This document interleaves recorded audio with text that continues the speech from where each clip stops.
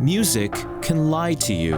And here's how. Because that's exactly what happens in the song We Got You in the new Warriors concept album by Lin-Manuel Miranda and Eisa Davis. And oh yeah, a third songwriter just for this song? Deceptive. Spoiler, it's Tony-nominated composer Helen Park who I interviewed for this video, but more on her later. There is a long history of deception in music in a technique known as a deceptive cadence. These are like the Sixth Sense twist endings of music. In the orchestral tone poem Don Juan by Richard Strauss, it sounds like the character of Don Juan has found his happy ending until the climax reveals, nope, he's definitely going to hell for being a womanizer. How this works is that the dominant chord or the 5 chord has a tendency to resolve to the home chord or the 1 chord. In Don Juan, this is what that would have sounded like. But this expectation can be used to set up a deception. In Don Juan, the 5 chord resolves to the pessimistic minor 4 chord. But today I want to talk about the most conventional deceptive cadence found in pop music, the resolution to the minor 6 chord. But in order to understand the deception, you first have to understand that chords have different functions. Take this basic chord progression. 1, 4, 5, 1. 1 is home, 4 takes us away from home, and 5 promises a return to home. And this basic chord progression is something you hear in a lot of songs because it is the equivalent of a home run. It's nice and neat.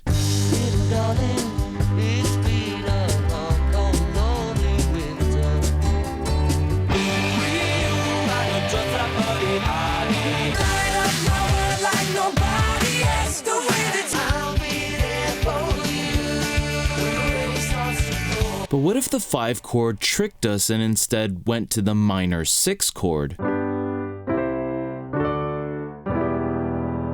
Instead of going home, we've gone somewhere left field, dashing our hopes with a pessimistic sound instead of the bright, optimistic 1 chord. This exact chord progression has been used in many pop songs such as The King of Wishful Thinking,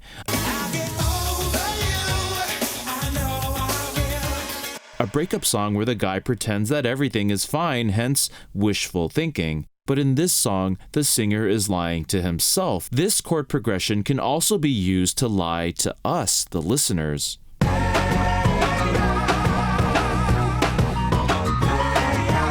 For example, Hey Ya by Outkast is a fun party song that is ubiquitous for its infectious good vibes and nothing else, right? Right?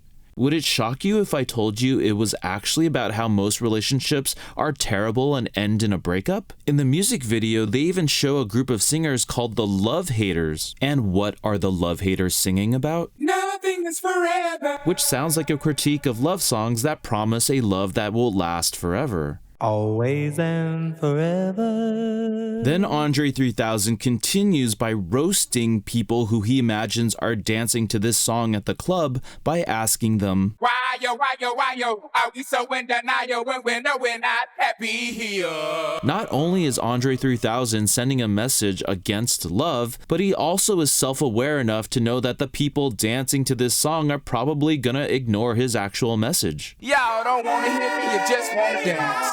Wait, did you catch that? In case you missed it, here's what he's saying underneath the singing. Y'all don't want to hear me, you just want to dance. In the verses, we get this chord progression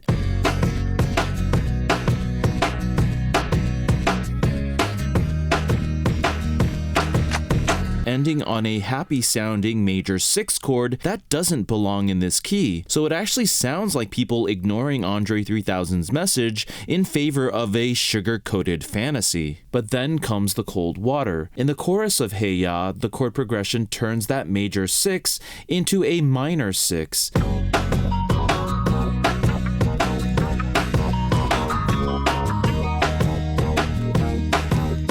And yup, we get the deceptive chord progression. By the way, if you're wondering how you can find more instances of this chord progression or look up other ones, check out the sponsor of this video, Hooktheory. They have a music theory database of over 60,000 songs, which include chord and melody analyses of your favorite artists, and now has an option to search the database by chord progression and even specify whether you want that progression to start a section or just be found anywhere in the middle of the song. The search bar was actually suggested by a fellow YouTuber, David Bennett, so you know Hooktheory is a company that wants to help out creators like David and me, and they have a whole suite of tools to do just that, including their intuitive songwriting sketchpad, Hookpad, and now they're offering you watching this video a discount of 20% when you go to hooktheory.com/HowardHo. And if you sign up, you'll be helping out the channel too. Now, back to the video. In Hey Ya, the deceptive chord progression can be heard lying to you, but what if the lying is not in the form of a party anthem, but an old school slow jam love song? That's exactly what happens in the song We Got You from Warriors,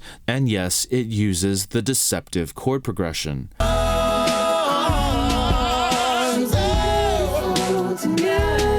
The Warriors album is an adaptation of the 1979 cult classic film The Warriors, which follows a gang called the Warriors who have been framed for the murder of a beloved leader, Cyrus. And now they are trying to fight their way from the Bronx back to their home turf of Coney Island, while along the way they are hunted by every other gang in New York City. Now, most gangs use traditional weapons and aggression against the Warriors, but there's one gang that has decided maybe a little sugar is the better way to capture the gang. In the 1979 film, that honeypot gang was called the Lizzies.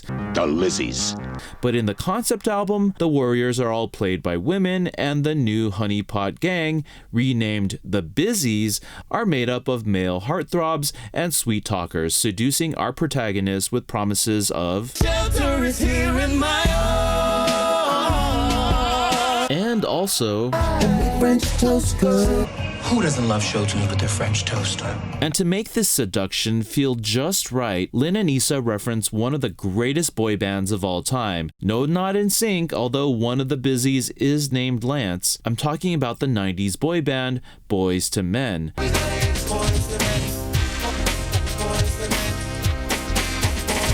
Joshua Henry's character in the Bizzies is even named Wanye, after Wanye Morris from Boys to Men. And you can hear the connection in one of the Bizzies' musical riffs, which comes from One Sweet Day. And you can also hear the Boys to Men connection in the spoken interlude in the bridge. Listen, we can see you tough girls.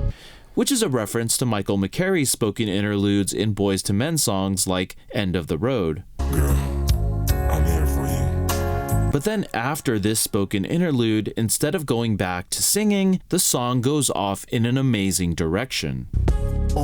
If you want to. Girl, you know I got you, chicken charge you get. A rap in Korean. I think it was like 16 bars. Towards the middle, like there had to be a shift, and so I went really hard, like fast at the very last half.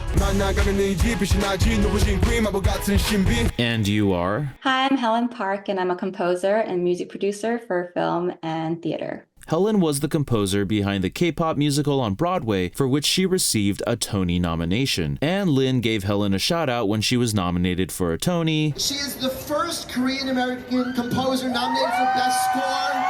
That's Helen Park, the composer of K-pop. Helen writes nothing but bangers. And I hope you don't leave us for the pop world, because you could get so rich so fast.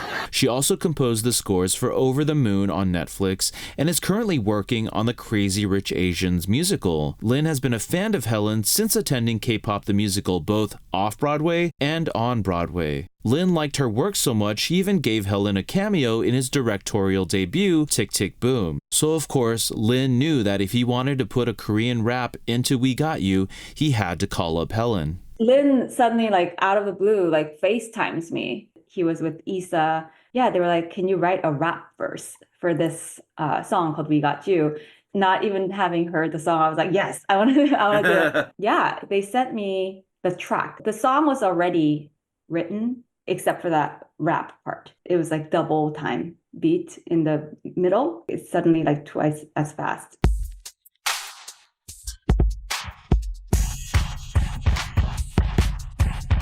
And so it's like a very fast-paced rap. I had such a blast writing that. And it was actually a full circle moment that Helen would collaborate with Lin, because Lin was Helen's inspiration to become a musical theater composer. Lin is the first person, I would say, that made me think maybe I can do this, to become a musical theater writer. I wrote that in my application to NYU. And I said, like, In the Heights, like, inspired me, and I want to be like Lin-Manuel Miranda. And then I got in the program. And then while I was in grad school, he came in to talk to us. And I remember at the end of the class, I was just like bold, and I just raised my hand and I said, can you just make up a rap about our class? And he just did it.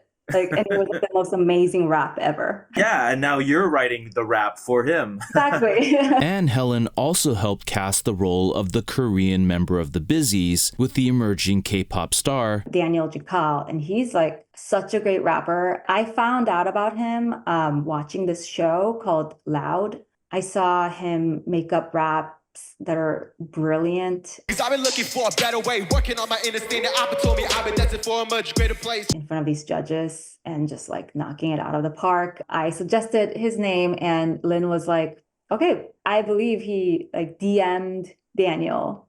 And it turned out that Daniel was like a huge fan of Lin's. We did a Zoom recording and he took my demo and just like took it to the next level. So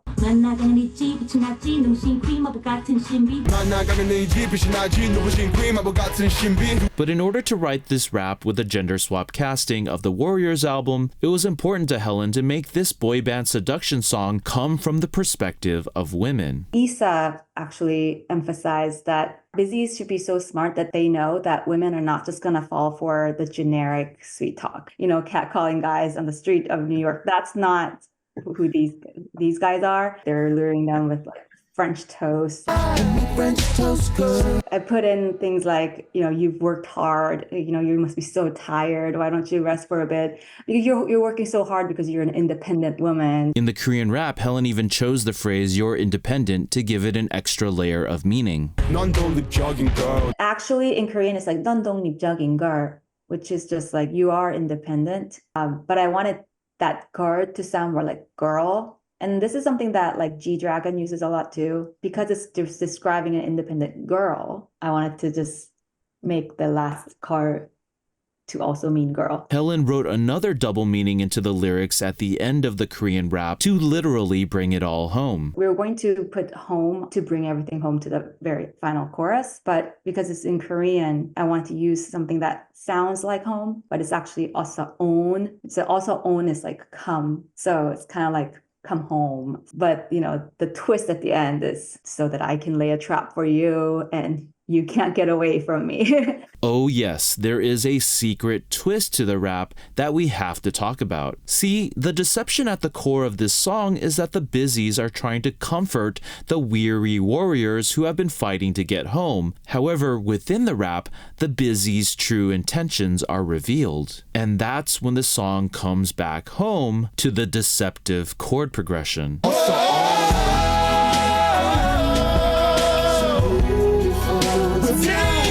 Because this whole time the Busies were getting busy trying to take down the warriors, and their promise of home was a lie. Thanks for watching the video. I want to thank my patrons on Patreon. Please subscribe for more musical breakdowns, and I'll see you in the next video. Peace.